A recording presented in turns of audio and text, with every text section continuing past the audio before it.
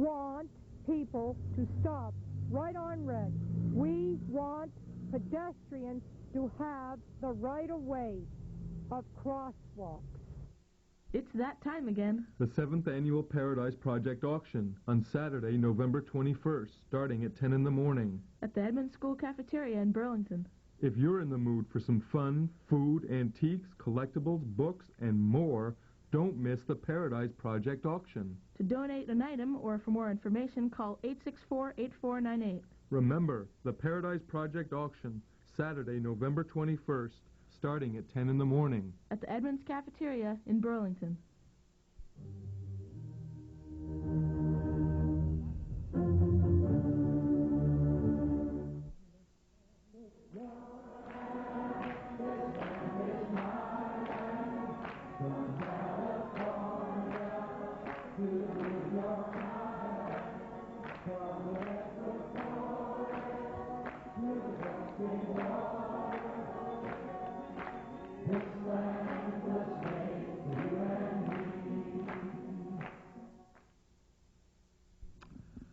Okay, today we're going to be spending a half hour with Martha Whitney, and Martha works with our Community and Economic Development Office and specializes in women's issues.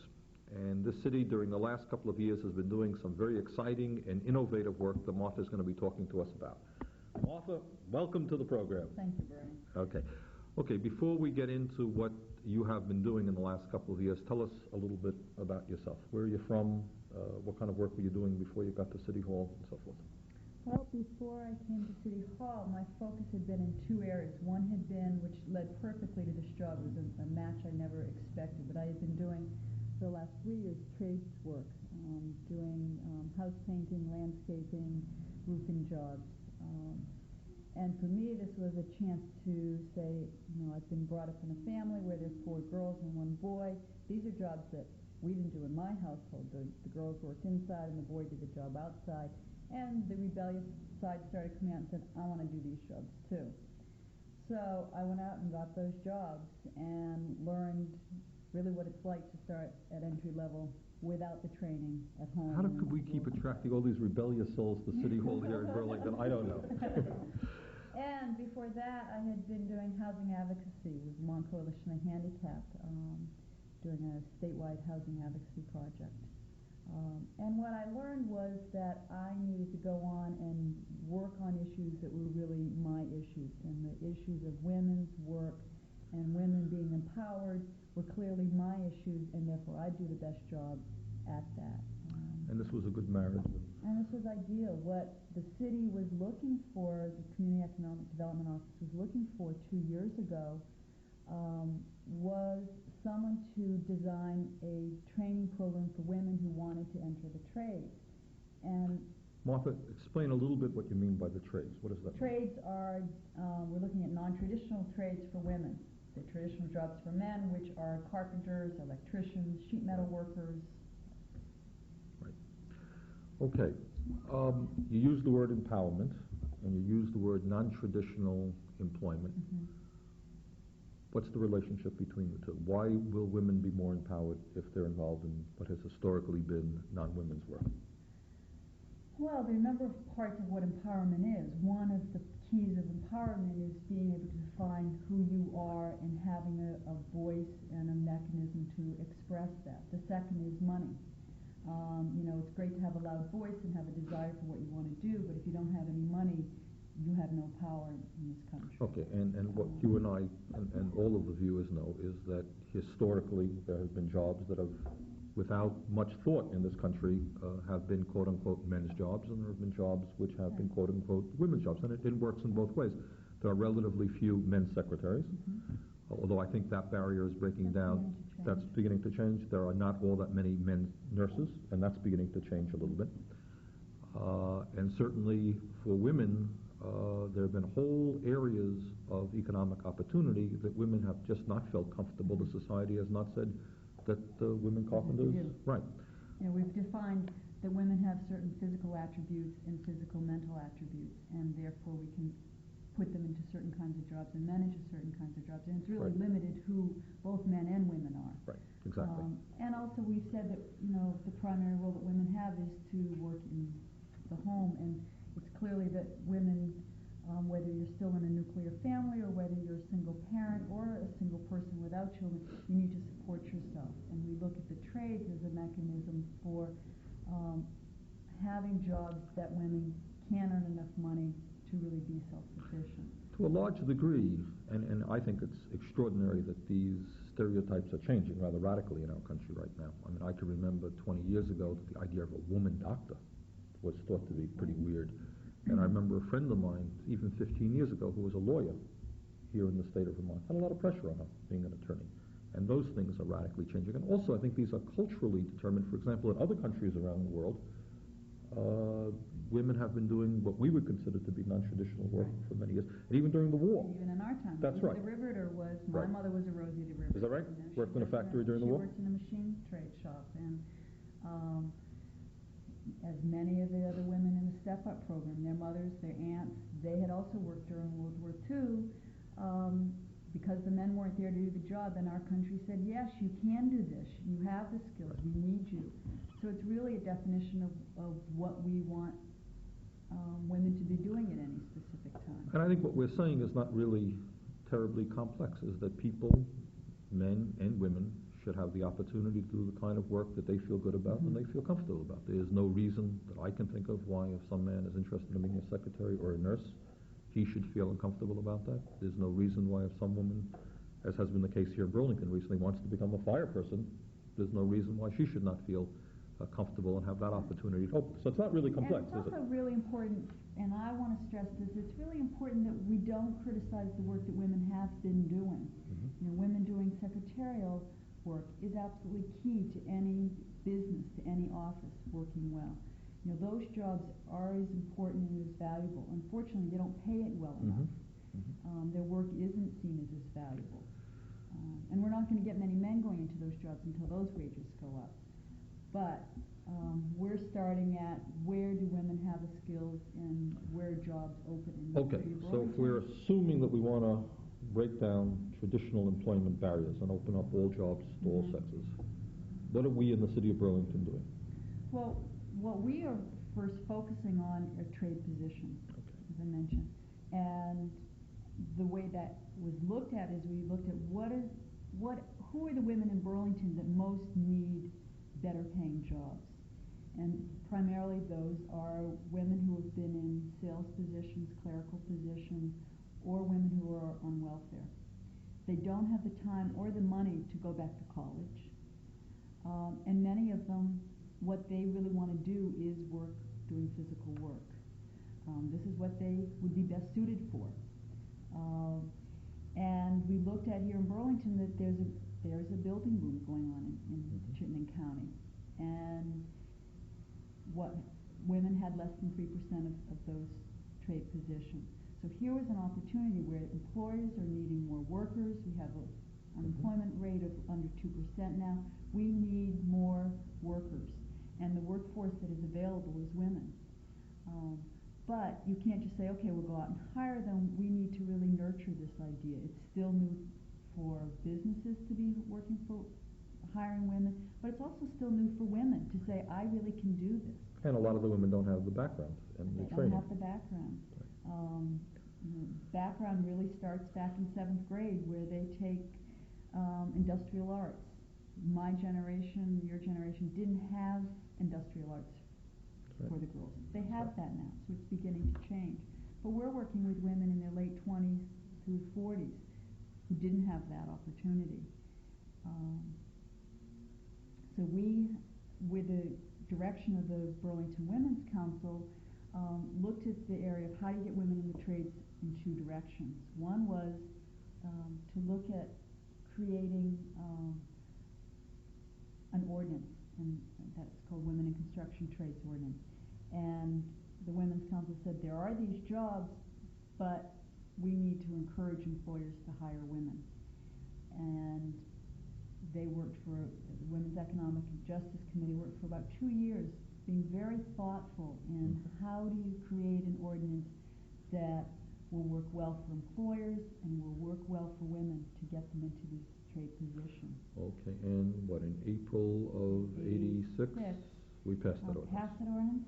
And it was passed 11 to 1, so it was almost, and that's important to point out, it wasn't something that it was won by a 7 to 6 vote, it was almost unanimous. Almost unanimous. Okay, maybe you want to tell the viewers exactly what that ordinance mandates. Well, the Women in Construction Trades Ordinance is an ordinance that calls for all contractors who are working with the city on using city money. Using city money, city-funded projects. Now, let me just interrupt you here to say, as you indicated, there's a lot of work that's going on, and a lot of it is city-funded. For example, the Southern Connector project will essentially be a $50 million project with some city funds.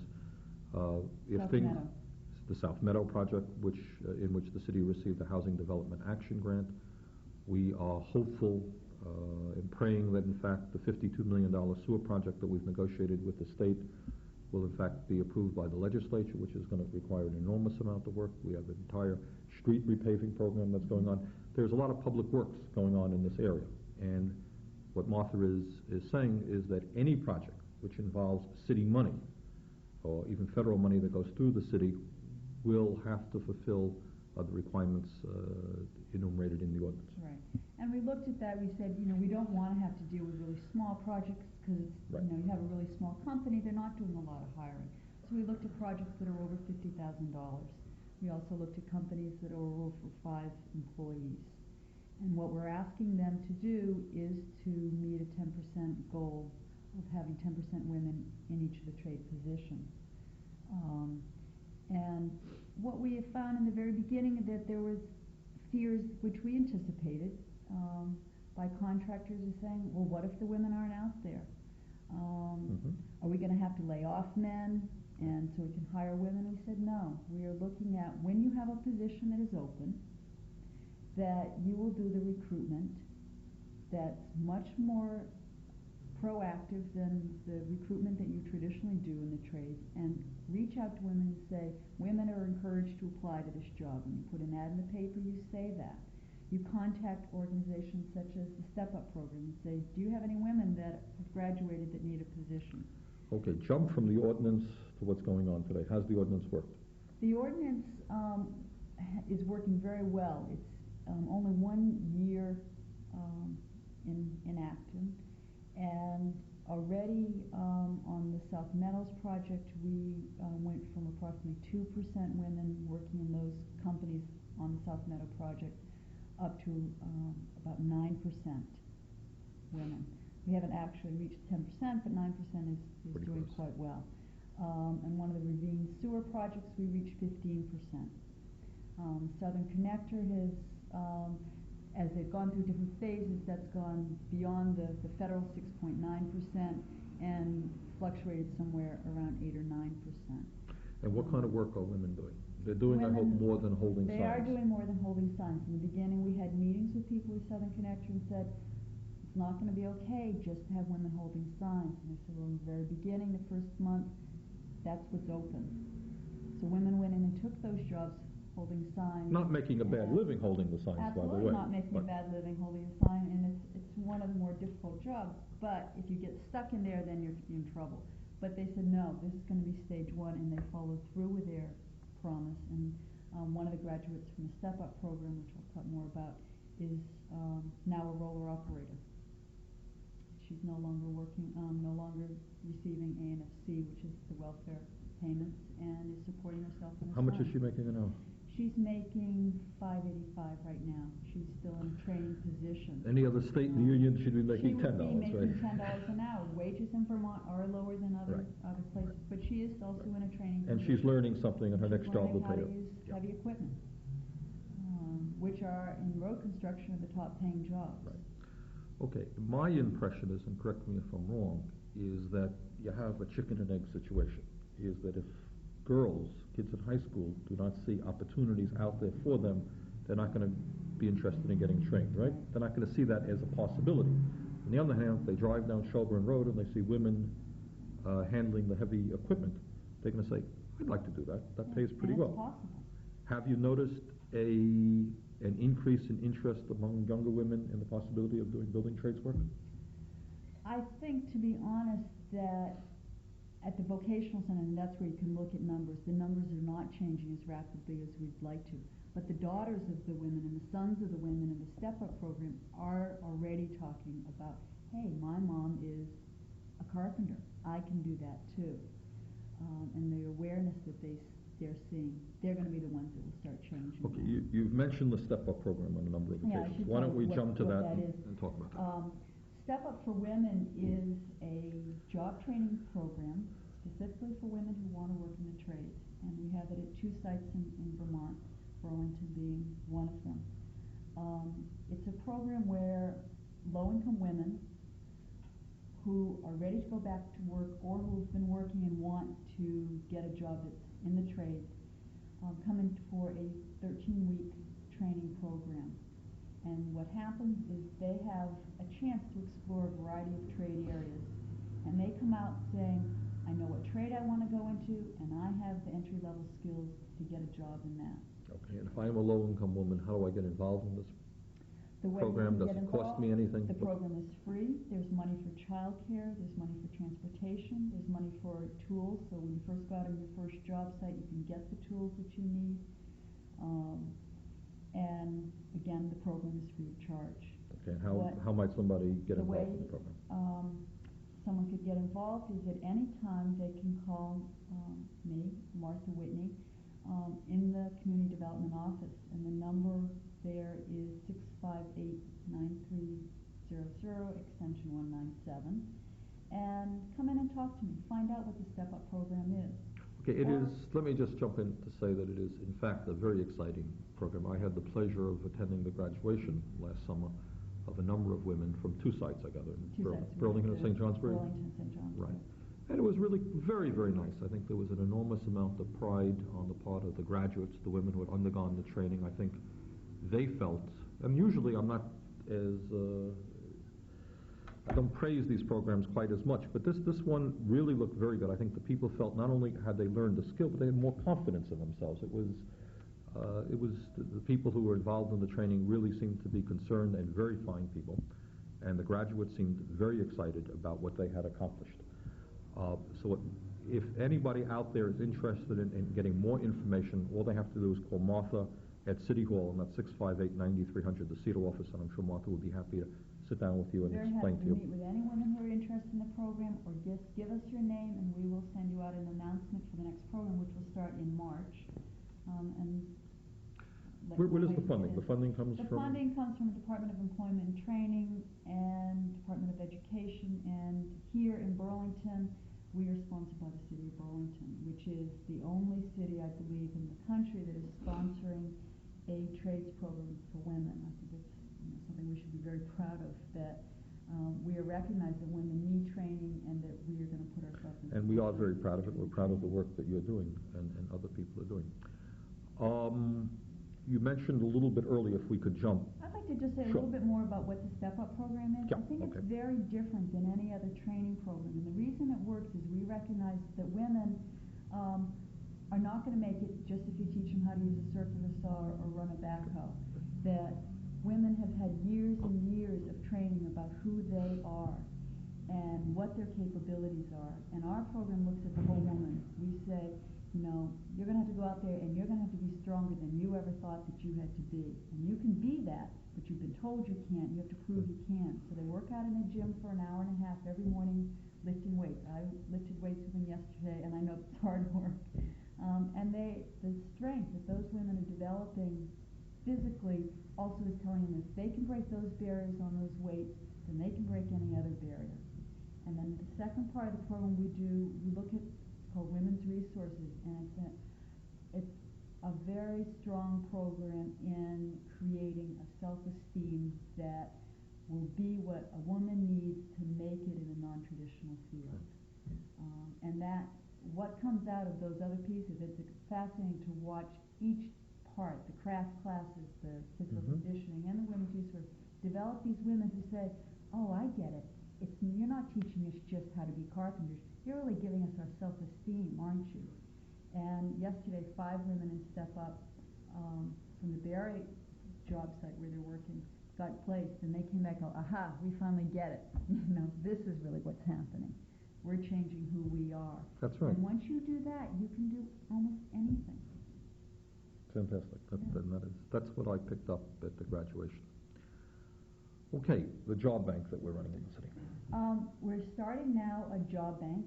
It's actually been going on since we started the ordinance, and we realized we really want to make this something that people hear about and can use to a greater extent. A job bank for tradeswomen. And what it is any woman, whether she's been working in the trades for 5 or 10 years, or whether she just wants to go in for the first time in the trades, with or without experience. We have listings of jobs from contractors. For any job, it's going to be for jobs only paying $5 and more. We feel like women really can't support themselves on less than $5 an hour. That's what minimum wage should be. Mm-hmm. And we will match jobs that employers have with women who are looking for those jobs. And again, the way women who are interested in getting their name in the job bank is you call Linda Siegel or myself, Martha Whitney, at the CEDO office, and we will put your name in the job bank. We'll find out what training you have, what tools you have, how much experience you have, what kind of job you're looking for. And when we have notices of jobs, we will send them out to you, and then it's up to you to do the rest. And for the viewers out there, this is not simply limited to Burlington residents. No. It's open to all women who have the qualifications. And I also want to be clear, we're not taking over what Job Service does. We work very closely with Job Service. We have a very good relationship with them. But we also recognize that there really needs to be a step further for tradeswomen. And there really needs to be more emphasis that women can have these jobs, and it's something that we would like to get started. And hopefully in the future, maybe Job Service will take over this project. Okay. So once again, if there's any woman out there who's viewing the program who has skills in the trades area, would like to know what wants to get into the trades. Right, and would like to know what employment opportunities are available, give us a ring.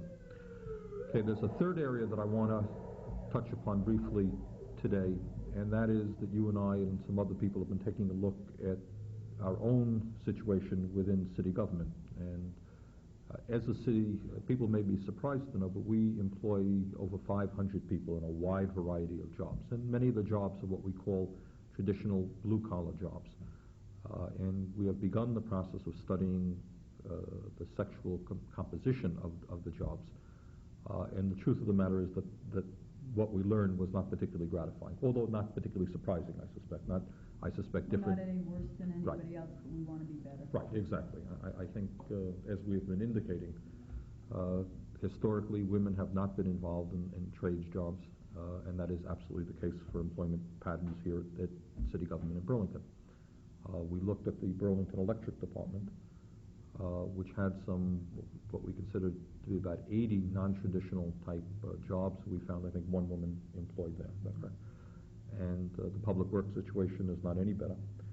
I think our police department has historically done quite well. Doing the best. Okay, what do we have, 8 or 9? I think it's about 5 women. 5. It goes up and down, but they're doing very well there. They've looked at how do you get women in, and they recognize the need for women in their force, and they've done very well with that. And people who may have seen the paper earlier this week will have noticed that for the first time in our history, we have the city of Burlington has hired a woman who is a firefighter, and that's a major breakthrough. And we also have a second woman who has just passed the physical. That's my understanding, right. So we're making some progress there. You and I, Martha, have been chatting about affirmative action city-wide, and we just had a meeting yesterday. And why don't you summarize what we've been talking about, perhaps? Well, what we recognize here, sort of reiterate a little bit what you said, is that there are not women working the trade positions in the city of Burlington in non-traditional positions, except in the police department and now in the fire department. Those changes are excellent. But some of the best jobs are with the city, or some of the better jobs are with the city of Burlington. We want to open up these jobs to women. And what we are looking at is creating an ordinance that's very comparable to the Women in Construction Trades ordinance that we talked a little bit about earlier, and saying that we want all city departments to do very active recruitment of women for trade positions. And not only to recruit women, but we also want them to hire women that are qualified. And we want them, and I'm going to explain a little bit what we're looking for at that, I know the papers will pick it up, is that if there is a man and a woman who both apply for the job and they both are qualified, we are going to be hiring women to fill those positions until we get more women into the department. And we are clearly looking only at women who are qualified for those and that's positions. important. And that's important. This is a sensitive issue, and it has an element of controversy attached to it. And the controversy attached to it is, everything being equal, every employer, including the city of Burlington, looks at applications and says, which person has the most experience, which person can step in tomorrow and do the job better. And that's what any good employer wants to do. That makes common sense. The problem that we have here is that if you have a history of discrimination in one form or another, and you don't have people who have the background for the job, there is no way that they are ever going to be as qualified as other people who have that background. And I think my own feeling is, so long as we're very careful, as Martha indicated, that nobody is hired who is not qualified to do the job, and that goes without saying. You're not going to hire anybody who's not qualified. What we are saying is that it makes sense to give women the head start here, give women the edge, so that the time will come, and it will come, where you're not going to have to do that, because you're going to have well-qualified people all over the place, and then you are going to pick the best person, because you're going to have a tremendous pool of both men and women. And I think every year that we get more and more women into the trades, and more women who become experienced with the work, the issue of affirmative action will become an irrelevant discussion in 10 years from now, because you're going to have people there. So I think what we would like to do in the city is take the lead in the state, take the lead in the country, if we can, in breaking down these non-traditional barriers. The time is going to come. There's not the slightest doubt in my mind that in 20 years from now, the idea of half of the blue-collar workforce, or God knows what the workforce will be in 20 or 30 years with automation, will be women. Nobody will blink an eye. It's going to happen. And I think we would like to see it happen sooner than later, is essentially what we're talking about. Okay, I think we're running out of time. I am very proud of what we are doing in CEDO and through your office. Our goal is to move as vigorously and as effectively as we can, understanding that there are real problems there. And I think one of the points that you made in terms of the Women in Construction Trades Ordinance is that we didn't just pass something and go, banging our way through. We talked at great length with the people in the construction industry. We were very gratified to have the support of the Carpenters Union. Many contractors came out and spoke out and said, some of the best employees I've had have been women. I want to have more women in our company. And I think the point that you've reiterated a dozen times now is that we haven't been unreasonable in saying, if somebody came in and said, I can't find any qualified women workers, we understood that. And our job then is to get women who are qualified, and not just having an ordinance without doing a training program. And not being absurd and trying to bang somebody over the head for what can't be done. But we are making real progress. I think the message that we're sending out to the entire community and to the women in our community is that if you're interested in non-traditional type employment, stand up. You have the opportunity to do any kind of work that you feel you would enjoy doing. And the fact is that building trades work, everything being equal, pays considerably more than a lot of other work. And if you think you can do that, you think you can enjoy doing that, we have programs here in City Hall to train you. We have programs here in City Hall to help you get the jobs that you're qualified for. And that I hope and expect that every single year from now on in, the community will be seeing more and more women working for city government in what had historically been non-traditional jobs. And I think that perhaps in 10 years there will no longer be a phrase such as non-traditional. That's all. Men will do the work that they feel interested in, no matter whether or not it has historically been quote-unquote women's work, and we're seeing that. And we will see women breaking down barriers and doing work that traditionally has been quote-unquote men's work, and I think that's the best way to get the best kind of workforce. People should do the work that they want, and I think it'll be great for our economy, and it'll be great for the human spirit. People should have the opportunity to do the work that they want to do. So, we are making progress. We will continue our progress, and I thank you very much for joining us today. Thank you. This land is your land.